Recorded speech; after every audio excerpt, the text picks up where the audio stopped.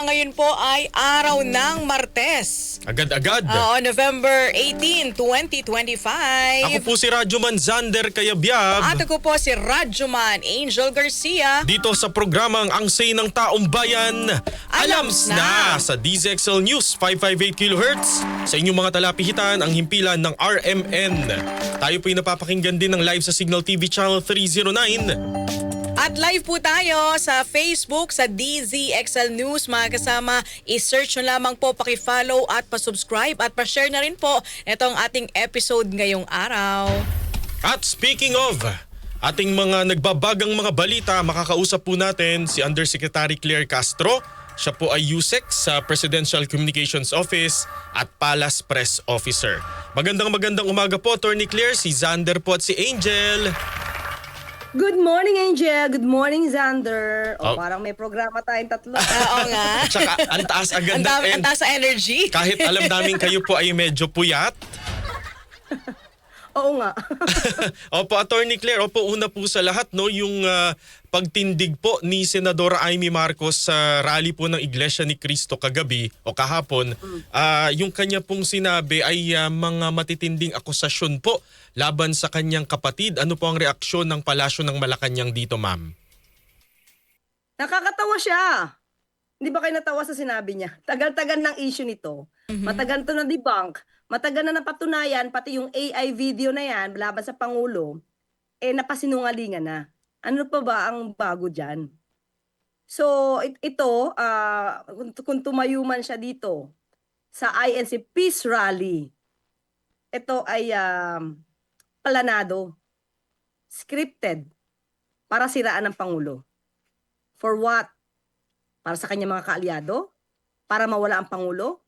Para sirain ng Pangulo? Para magalit ang tao sa Pangulo? Ano objective niya?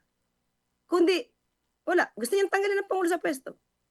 Yan ba ang dapat na isang gawin ng kapatid sa kanyang kapatid? Unang-una, wala namang ebidensya. Matagal na nagsabi ang St. Luke's na negatibo ang Pangulo pagdating dito. Nagpa-drug test as early as 2022. Di ba? Opo. Bago mag-eleksyon. Tumutol ba siya? May sinabi ba siyang mali? May kinontra ba siya dito? Wala. So ngayon siya magsasalita kung ano-anong kwento gagawin niya para siraan ang pangalan ng Pangulo? Siraan ang dignidad ng Pangulo? I hope maraming tao ang matalino na hindi maniniwala. Si Senator Amy pa ba ang paniniwalaan natin? Alam naman natin kung saan to gumagawi. Team-itim yan. So beware. Be cautious. Opo. Yusek, tingin niyo po ba, kasi bago po itong sinabi po kahapon ni Senadora Amy, lumabas po itong si Zaldico. Tingin niyo po ba magkakaugnay po ito para po sa isang destabilization plot laban po sa Marcos admin? Sa aking palagay, oo. Pare-pareho sila ng linyahan. Walang sinisira kundi ang Pangulo.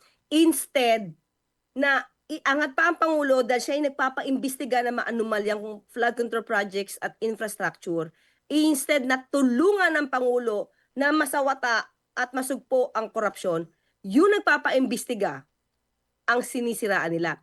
Yung nagpapaimbestiga na malamang na madaanan na o madawit na ang kanilang mga kaalyado, kaya sila triggered, kaya sila provoke, kaya sila ganito sa Pangulo.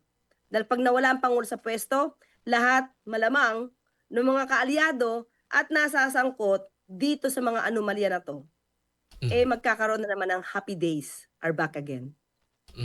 Opo, meron hong mga political analyst na nagsasabi na baka raw po may plano si Senador Amy Marcos na tumakbong VP sa susunod na eleksyon ni VP Sara Duterte kung tatakbo naman itong Pangulo. Sa inyo pong palagay, ma'am? Hindi ko alam. Hindi ko alam kung tatakbo siyang vice-presidente. Hindi ko alam kung paniniwalaan pa siya ng taong bayan. Hindi ko alam. Kung kinain siya ng politika, di problema niya na yon. Yusek Claire, ito po ang tanong kasi ng taong bayan. Kahapon or kanina nabanggit nyo din na meron na pong resulta ang St. Luke's sa sinasabi negative nga po sa droga, paggamit na illegal na droga ang ating Pangulo. Ito po ba ay naisa publiko para nang sa ganon, Yusek Claire, matuldukan na itong usapin po na ito? Matagal na ito nasa publiko. Matagal na itong ipinablish before the elections pa ng 2022. Mm-mm. So, si Vic Rodriguez pa ang sabi nito. Siya pa ang nagbigay nito sa media. Mhm. So, ngayon pa ba sila magsasabi ng kasinungalingan na sila mismo nagpresenta niyan, result na yan na negative ang Pangulo. So, dahil lang sa kanilang sariling adhikain, self-interest, gagawa sila ng kwento laban sa Pangulo. Nakakatawa sila at nakakahiya. Mhm. How about itong dinidemand naman, Yusek Clara, ng iba na magpa-hair follicle test na ang ating Pangulo para po matuldukan na itong usapin po na ito. Gagawin po ba ito ng Malacanang ng ating Pangulo, Yusek Clara? Hindi naman utu-utu ang Pangulo. Ano to, sa bawat hiling nila dapat sundin ng Pangulo para masatisfy sila. After this, ano na naman uutos nila? Hindi to matitigil. Kasi ang gusto talaga nila dito, mawala ang Pangulo sa pwesto. Kahit anong gawin mo dyan, you cannot please them. Kasi meron silang agenda para tanggalin ang Pangulo sa pwesto. So what's the purpose? Mhm. Meron ng resulta ang St. Luke's. Sila mismo, kapatid niya pa, kasama siya sa pagkangampanya, di ba? Noong 2022. Mhm. Si Vic Rodriguez, kasama naman sa pangangampanya. So ano pang dahilan nila para sirain ng Pangulo? Opo. Ang Pangulo hindi yan susunod sa bawat utos nila. Ano to? 'Di ba? Bawat utos nila dapat gawin. Mhm. Hindi pwedeng ganoon. Opo. Nabanggit din po ni Senadora Amy Marcos kagabi na parang halika na ading, Ading, umuwi na uwi tayo. tayo. Kumbaga parang ang nangyayari po kung bababa ka sa pwesto kagaya ng nangyari po dun sa tatay nila na lumisan po sa Malacanang, parang mas magiging maganda raw ang ekonomiya, ang Pilipinas. Ano pong reaksyon niyo dun, ma'am? Ang ibig niya sabihin na umuwi tayo, umalis na sa posisyon, yung ba yung ibig niya sabihin? Parang implicitly ganun po ang kanyang sinabi. So anong ibig niya sabihin pag umuwi ang Pangulo at aalis sa posisyon? Sinong papalit? Sinong papalit? Tell me, sinong papalit? Succession po. rule Opo, of ay succession. VP. Tell me the name, Sander. Opo, Vice President Sara Duterte po. Vice President Sara Duterte na merong kinakaharap na issue about corruption. 125, hindi lang 125. Sige, pag-usapan natin ang confidential funds. Si Marites Piato or Marie Grace Piato. Opo. Maraming issue about impeachment. Sa impeachment proceedings na yan, na hindi tinuloy-tuloy at pinahinto niya. Tandaan natin, akala ko kumakalaban si Senator Amy ng korupsyon. Yang katim-itim mo, may issue about corruption eh. Pinigilan mo. Ngayon, ang gusto mong paupuin, yung katim-itim mo, tapos para gumanda ang ekonomiya. Paano gaganda ang ekonomiya sa isang liderato na puro bakasyon ang alam? Paano gaganda ang ekonomiya kung ipapalit mo taong may issue about corruption? Go sa students, go sa school materials, Mhm. goes food packs nung panahon na siya ay nasa DepEd. Hindi pa ito nalilinaw. Tapos yan ang ipapalit. Yan ang gustong ipalit ni Senator Amy. Hindi pa siya nakakatawa niyan. Mhm. Yusek, after this, ano po ang plano ng Malacanang? Maghahabla po ba tayo ng kaso laban kay Senadora Amy?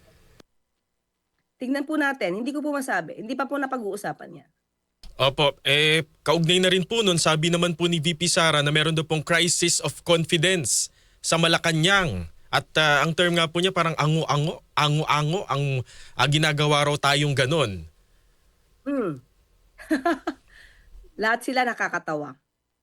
Unang-una, sabi nga natin, sagutin niya muna yung mga issue sa kanya pagdating sa pera, pagdating sa pondo. May 15 million pa na dapat niyang sagutin na inamin ni Atty. Michael Powa, spokes niya, Ng at times sa DepEd, correct. ginamit lang yung certificates ng AFP para masalpakan yung 15 million na hinahanap sa kanila ng COA. Nasaan yung 15 million? Inamin na ni Powa mismo. Yun lang yung ginamit nilang resibo. Kasi yun yung hinihingi ng COA para ma-justify yung paggastos ng 15 million. Sagutin nyo yung 15 million. Maliit na halaga, yes, pero may admission. Walang resibo. So napunta yung 15 million? So ngayon pa ba siya magsasalita na walang confidence ang taong bayan kay Pangulong Marcos Jr. na siya nagpapaimbestiga about the anomaly? Siya. Nasaan ang kanyang moral ascendancy? Kaya sabi natin, huwag magmalinis ang hindi malinis. Huwag magpakabayani ang di bayani.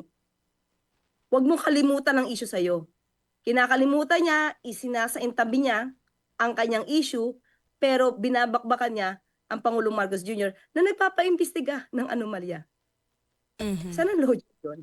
Opo, okay. Yusek, kamusta po si Pangulong Marcos sa mga oras na ito at after niya pong marinig itong mga akusasyon ng kanyang kapatid mismo? Tuloy-tuloy pa rin po ang pagtatrabaho. Hindi po mapipigilan ng anumang paninira ang Pangulo sa kanyang pagtatrabaho. Tuloy-tuloy ang pagtatrabaho ni Pangulo para sa bayan, para sa taong bayan. Kaya tigilan na nila ang paninira. Nakakahiya sila. Mhm. Paano po maapektuhan, Yusek Claire, no, yung credibility at stability ng administrasyon matapos nga po itong pagbubunyag or akusasyon nito nga pong si Senadora Amy? Stability, katatagan pa ng Pangulo at ng gobyerno. Baka yung stability niya maapektuhan. Kasi hindi siya paniniwalaan. Sariling kapatid, sinisiraan mo para sa team itim? Hindi ganyan ang tunay na kapatid. Opo, same thing sa sinabi po ni Congressman Sandro Marcos, Sandro. Mhm. yung sa statement po niya kanina. Mhm.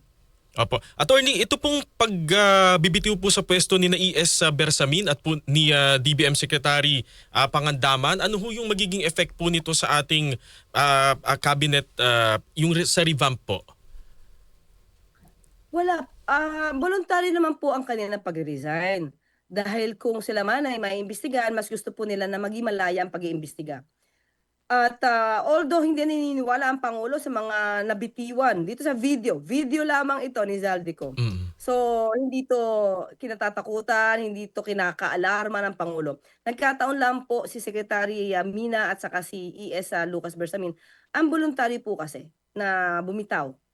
At sinabi nga nila na kung magkakaroon man ng imbestigahan, ay malaya po sila maimbestigahan. Yun naman po yung kanilang adhikain at nais. Opo, hindi po ba ito parang na-pressure po sila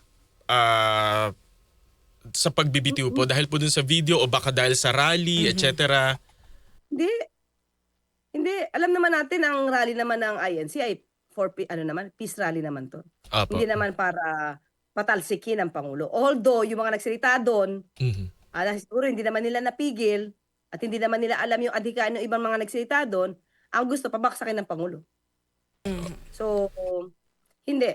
Hindi ito dahil sa rally or dahil sa pressure. Wala po nag-pressure sa kanila. Sila po ang kusa na bumitaw. Pero ang tiwala po ng Pangulo ay nasa kanila pa rin. Mhm.